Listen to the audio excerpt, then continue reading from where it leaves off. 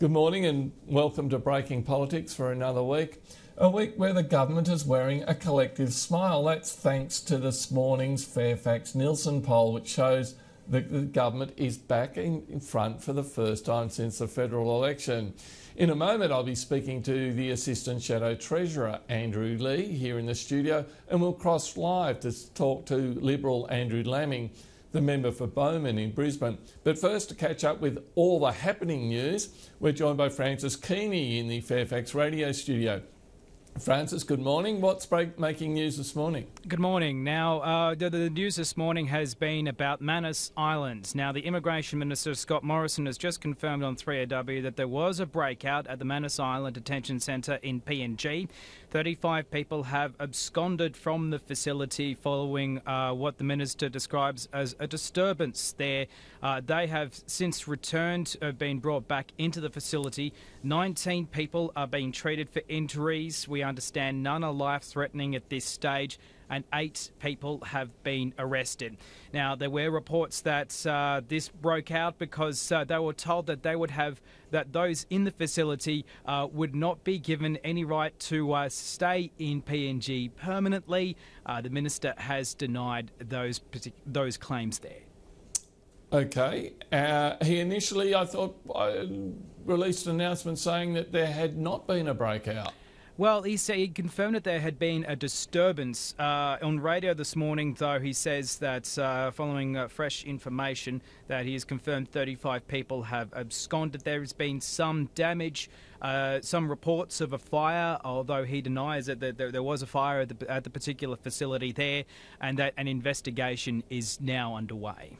Okay, Francis, the opinion polls, good news for the government? Look, it certainly is. The coalition now back in front, two-party preferred, 52% over Labor's 48%, with a big boost in the primary vote as well, at the expense of Labor, it seems. Now, the approval rating of Bill Shorten has also dropped sharply, and it's now down 10 points to 40%, a net approval rating of 0, and preferred Prime Minister sees Tony Abbott firmly in the lead there. Now, the Nielsen poll also looked at unions. Around 67% of people support the establishment of a Royal Commission into the trade union movement. And in terms of workers' entitlements and conditions being reduced to make Australia more competitive, 37% agree, 58% disagree. And talking of Australia becoming more competitive, free trade agreement with South Korea? That's right. Now, that's just been finalised. The Trade Minister, Andrew Robb, is addressing the media at the moment. We've got a significant package here, or a lot of detail, I should say. At this stage, it's going to look like a $650 million win for Australia. Tariffs are being reduced on beef, on wheat. On southern bluefin tuna, apparently, there was a tariff of 500% on that. Now, that has been reduced. Now, the Minister, Andrew Robb, says it will make Australia more competitive in the international marketplace, and farmers, the big winner. As we know, the Prime Minister has been meeting with farmers in drought-affected areas of Western New South Wales and Western Queensland to talk about an assistance package there. The PM will be flying back to Canberra to meet with Cabinet to discuss what to do next.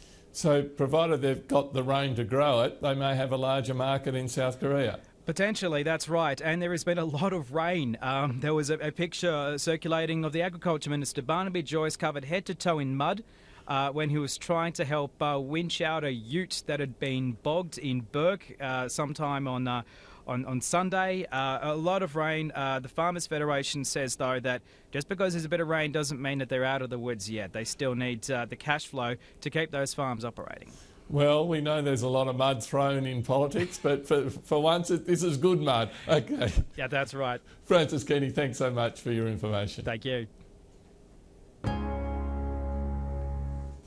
By any measure, last week was not a good one for the government. On Monday, Toyota announced it was going to no longer make cars in Australia, and by Thursday, the jobless rate was out, 6%. The highest rate in a decade. And yet when Nielsen polled voter intentions towards the end of last week, the results were very good for the government. The two-party preferred vote, the government is leading 52 to 48%. That's the government up 4 points, the opposition down 4 points from last November.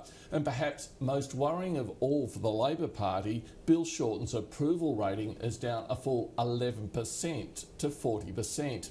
To discuss the poll and other matters, I'm joined by Andrew Lee, the Shadow Assistant Treasurer and member for Fraser in the ACT. Andrew, why is Labor not doing better in the polls? Chris, I would expect the polls to jump around like a healthy ECG for the best part of the next 3 years. I'd say that political discourse in the country wouldn't be damaged if we were to leave the polls on page 17, where I think they properly belong. And that's an argument I'll make when Labor's up and when Labor's down in the polls. Fundamentally, we need to be concerned about economic figures, such as the jobs figures. These new jobs figures that have come out not only show that unemployment is at an 11-year low, but also show that the participation rate is at an 8-year low. So many people are giving up looking for work, and the loss in full-time jobs has just been staggering. You know, 1 every 3 minutes since the government came to office, and I think leaving many Australians saying this is a government without a plan for job creation in the wake of some significant manufacturing job losses. And yet the tough line, as expressed by Treasurer Joe Hockey, that narrative does seem to be appealing to voters who are giving the government a tick. I think what voters want from Mr Hockey is a sense that he has a long-run vision for Australia, that he has a sense as to where the jobs of the future are coming from, and that he's willing to make the smart investments to get there. Scrapping a mining tax and putting your head in the sand on climate change aren't smart investments. Going back to copper, the great technological breakthrough of the early 20th century to deliver your broadband, well, that's not a smart investment either, as your viewers will know when they watch guests on bad broadband connections connecting into breaking politics. Why has Bill Shorten's approval rating dropped so much? Is that because of his association with the trade union movement? I'd expect you to see these figures going up and down over the next few years. 11-point drop, though, that's not a usual sort of statistical sort of shift, is it? Well, you'll see these numbers moving around. Certainly from Labor's side, we're not resiling from the fact that we will be fighting for better paying jobs and more of them for Australians. We don't believe that the road to prosperity for Australia is through lowering wages and cutting penalty rates. We think it's through a high-skill, high-wage approach where people are paid appropriately because they're among the most talented workers in the world. That means you've got to get in on education. You've got to do trades training. You've got to get the school system humming. You've got to make sure that everybody who wants to go to university can get there, and that the vocational training system is linked into employers. That's the secret to prosperity, Chris. OK, now Tony Abbott's been out and about on the weekend visiting flood-affected areas. Does the government need to move more quickly in giving assistance to drought-hit farmers? It would have been good to see a farm household assistance bill in the Parliament last week. The Parliament, the House of Representatives, has essentially been presented with no substantive legislation by the government at the moment. We were debating a bill to do with the fiscal stimulus, whose total impact on the budget was $250,000. So what should the government be announcing for drought assistance?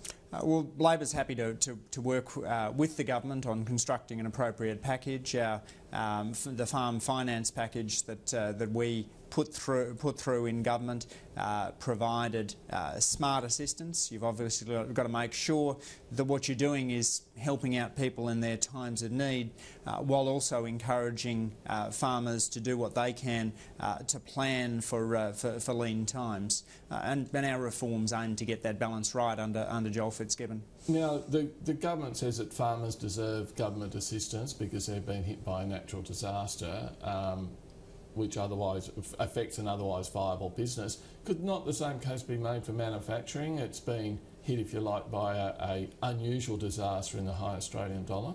The view that Labor took was that targeted assistance can sometimes be appropriate.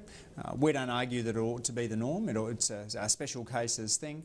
But in the instance of manufacturing, that perfect storm of a high Australian dollar for a number of years and the benefits that manufacturing brings right through the automotive components stream did argue the case for some targeted assistance there.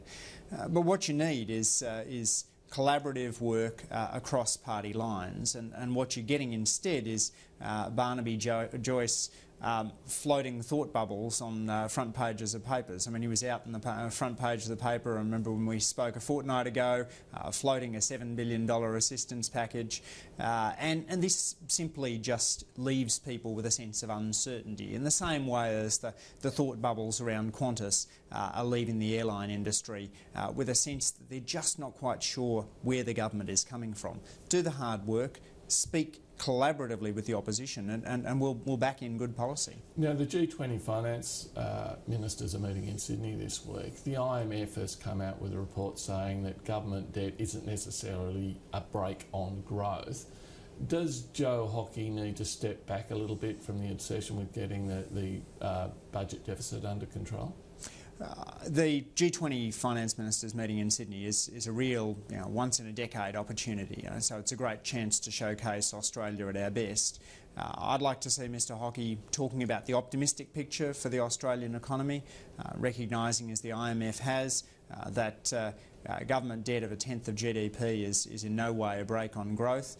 Also recognising, as Christine Lagarde has done, that a Conservative head of a Conservative institution has sent a message to our Conservative Prime Minister that a price on carbon pollution is a smart way of dealing with dangerous climate change. Finance ministers around the world are scratching their heads that Australia would move away from the effective economical way of dealing with climate change through a carbon price to an ineffective, expensive strategy. And they'll also be coming here to hear about strategies to deal with multinational profit shifting, something that Labor, through David Bradbury, really tackled in office, but which the Coalition has begun to crab walk away from. OK, you mentioned that Joe Hockey should be delivering an optimistic message about the Australian economy.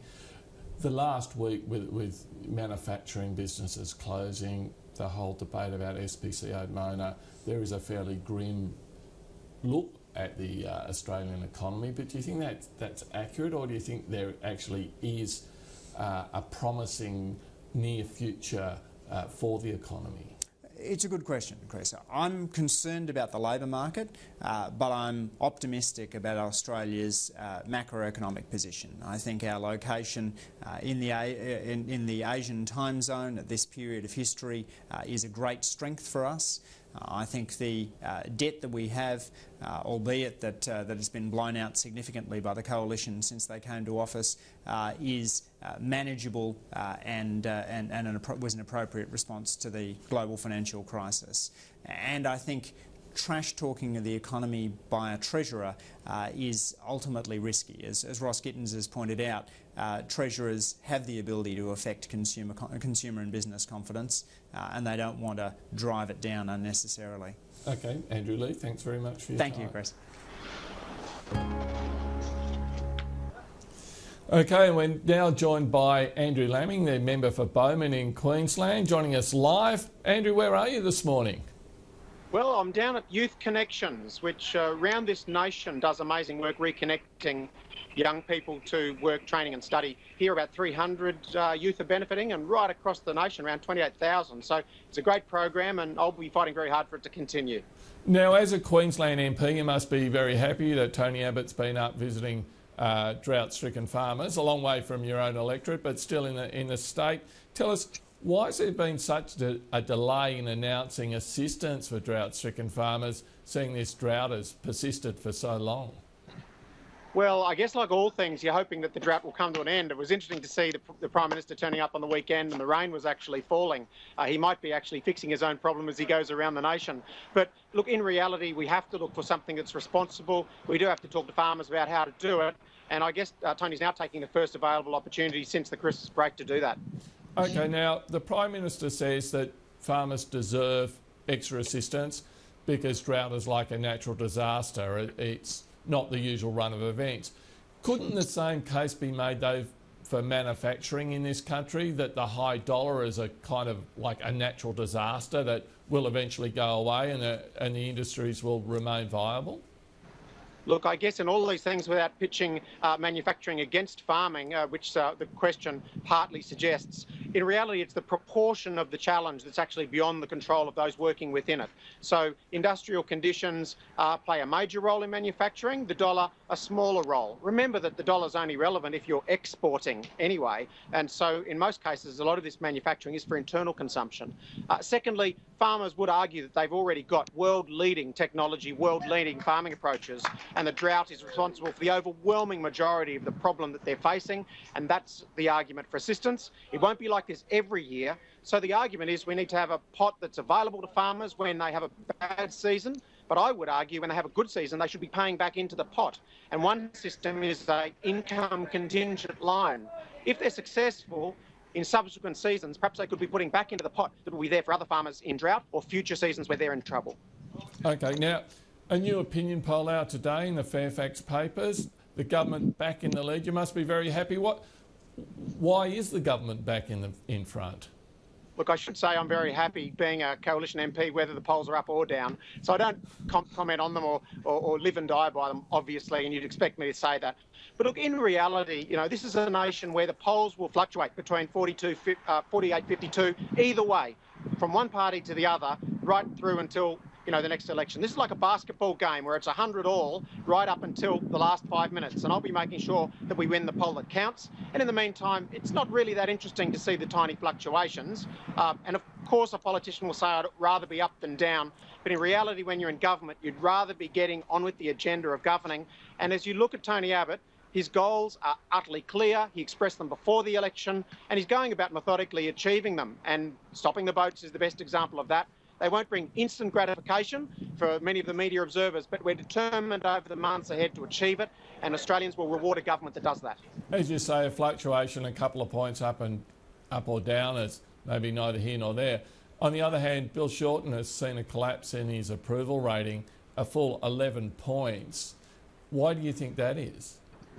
Well, I don't know, and it's a matter really for Bill Shorten. But what struck me was last week, there really was a sense that the wind was out of his sails. And I wouldn't like to think that poor polling was affecting or diminishing his confidence, but clearly he was off his game last week. He will have to regroup, and he'll have to get a new focus. The challenge here for him is, what exactly is his agenda apart from stopping what the government won the election on and the commitments we made to the Australian people? I'm not sure what else Bill Shorten's narrative consists of.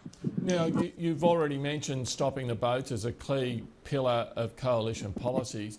We've seen this disruption, this riot perhaps at Manus Island over the weekend. The Border Control Minister, Scott Morrison, has now confirmed that there was a breakout, that the detainees are now back in detention. Is the government stop the boat policy still viable if Manus Island falls over as a safe place to detain people?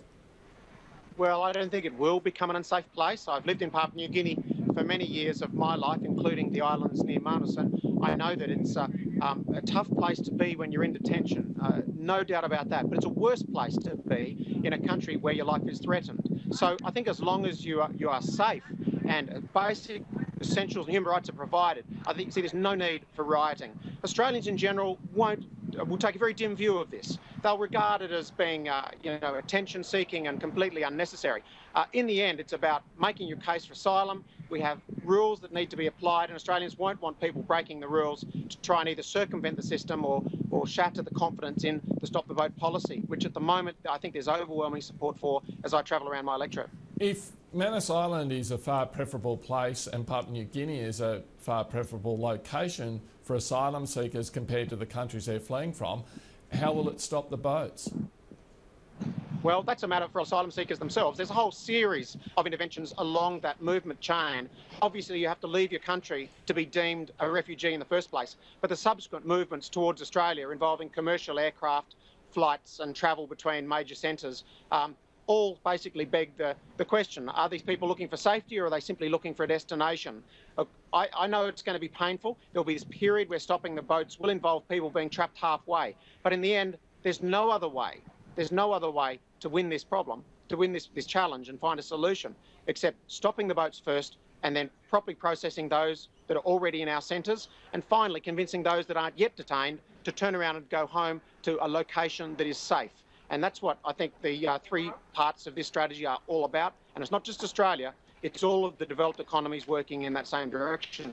Okay, Andrew Laming, thanks so much for joining us this morning. It's a pleasure. Great to be with you. And that's Breaking Politics for another morning. We'll have an interview with Nielsen's pollster John Sturton at lunchtime.